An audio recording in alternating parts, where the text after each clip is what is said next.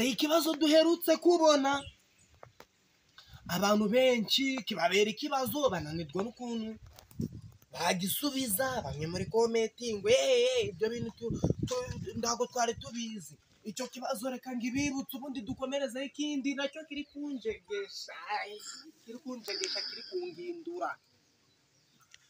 Twabonye ko abantu batumenyera bazibaza ati ni gute ingoko zinywa amazi zikaba zitanyara. Ibyo byo twabivuyeho twanabiciyeho impaka, abanzi bacu niko bagomba kwibaza. None nagarukanye ikindi mwabando mwe, mbabarire mumbwire ku mutima utera buri munsi nk'inkoko, ariko ngaba ndabona